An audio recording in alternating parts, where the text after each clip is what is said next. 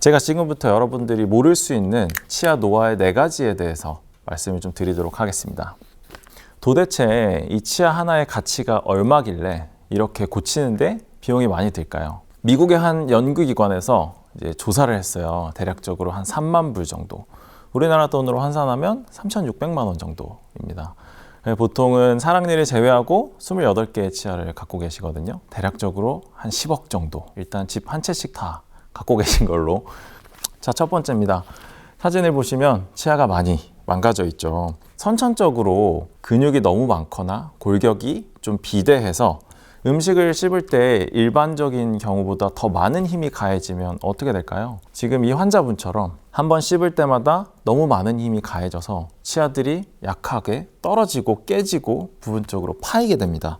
노화되는 과정이 남들보다 빠르게 진행되는 거예요. 필요 이상의 힘이 계속 가해지게 되면 치아의 가장 약한 부분부터 패이고 깨지기 시작하는데 그게 바로 이 화살표에 있는 치아 목 부분이에요. 이제 이런 경우에는 의도적으로 근육을 좀 줄여주는 게 필요한데요.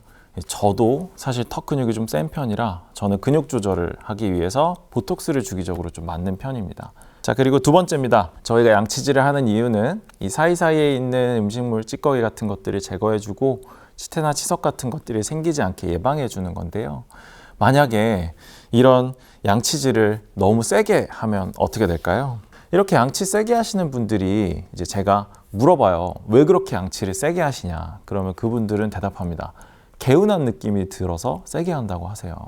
오른손 잡으세요. 보통 양치를 무의식적으로 왼쪽을 세게 하거든요. 그래서 반대쪽에 비해서 더 많이 패이고 마모돼 있죠. 혹시 무의식적으로 내가 한쪽만 너무 많이 닦고 있는 건 아닌지, 너무 세게 하고 있는 건 아닌지 이런 거를 체크를 좀 해보시면 되겠습니다. 근데 사실은 개운한 느낌이 들려면 양치를 세게 할 게 아니라 치실이나 치간솔 같은 구강 보조용품을 사용해야 되거든요. 알다시피 여러분들이 쓰는 치약에는 마모제가 들어있어요. 그래서 마모제가 양치를 계속 세게 하면 치아가 지금처럼 닳는 상황이 생길 수 있으니까 이러한 것들은 좀 알고 계시면 좋겠습니다. 자, 다음으로 세 번째. 요즘 탄산수 많이 드시죠? 탄산은 치아를 녹일 수 있습니다. 아예 먹지 말라는 건 아니고요. 이제 오랜 시간에 걸쳐서 먹는 게 문제가 되는 거예요. 자, 이 환자분은 탄산수를 하루 종일 달고 사시는 분이에요. 계속 치아가 탄산에 노출이 돼 있어서 치아가 녹기 시작해요. 그래서 보시면 바깥쪽 치아는 괜찮은데 안쪽 치아가 다 부식돼서 없어졌죠. 흔히 여러분들이 알고 있는 라임 주스, 자몽, 석류 주스 이런 것도 다 소량이 미량의 산이 들어있기 때문에 이런 것들을 혹시라도 계속 드시면 오랜 시간 동안 드시면 치아가 부식될 수 있다는 점은 알고 계세요. 자, 마지막으로 네 번째, 구강 악습관입니다. 혹시 잘 때 이 가시는 분 계신가요? 제가 군대에 있을 때 신병으로 한 친구가 들어왔어요. 근데 그 친구가 이를 가는 습관이 있었습니다. 이 친구가 너무 이를 심하게 가니까 이 친구가 이를 갈 때마다 선임들이 그 친구한테 신발을 던지기 시작했어요. 그래서 매일 아침마다 그 친구는 옆에 신발이 한 20켤레가 넘게 쌓여 있었던 기억이 있는데 저는 그때 그렇게 생각했어요. 저렇게까지 하는데 고쳐지지 않는 게 신기하다. 나중에 저는 이제 치과 의사가 되고 나서 알았죠. 이 습관은 고칠 수 있는 습관이 아니에요. 이갈이 습관은 사실 정확히 아직 연구가 이루어지진 않았고요. 수면, 스트레스, 그리고 중추신경계 관련된 현상 정도로만 이해가 되고 있습니다. 그래서 사실 치료법은 없어요. 유일한 치료법은 저희가 마우스피스 같은 장치를 잘 때 끼우는 수밖에 없습니다. 장치가 대신 갈리는 거죠. 치아 대신에. 자, 그렇다면 제가 지금부터 이 치아 구강 노화를 막고 오랫동안 잘 쓸 수 있는 방법 3가지에 대해서 말씀을 드리겠습니다. 자, 일단 첫 번째 식습관인데요.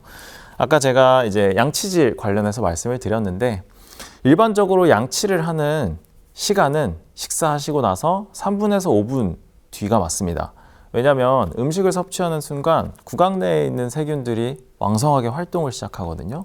그렇게 해서 그 세균들이 배설물을 이제 내놓으면 그 친구들이 충치, 풍치를 유발하는 거라서 정확히는 식사하시고 3분에서 5분 뒤에 양치를 하시는 게 맞습니다. 하지만 아까처럼 탄산을 드시는 분들은 조금 얘기가 달라요.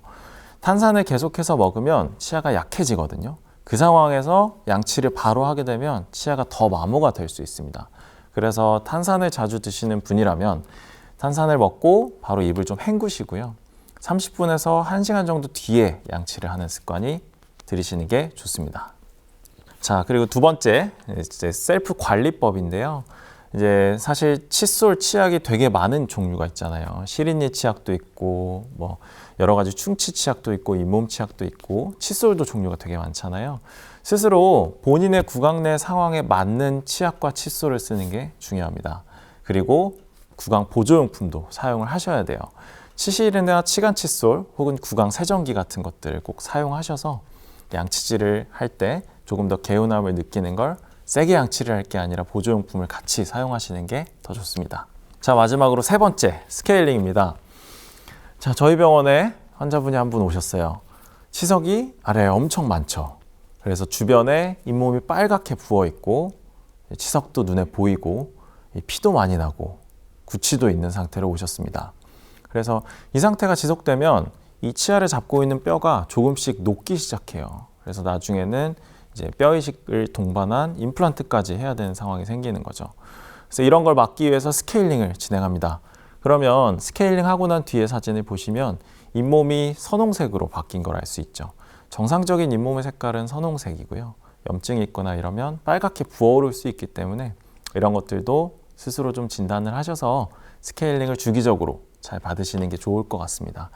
옛날에는 스케일링이 5만 원 정도로 1회 5만 원 정도로 많이 비쌌어요. 근데 이제 국가에서 연일 1회 스케일링을 권고하고자 15,000원 정도로 가격을 내렸습니다.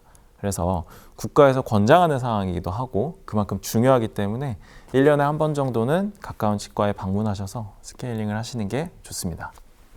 자, 지금까지 말씀드렸던 것처럼 구강 노화의 원인 4가지에 대해서 말씀드렸고 이에 대한 예방할 수 있는 방법 3가지 정도에 대해서 말씀을 드렸습니다.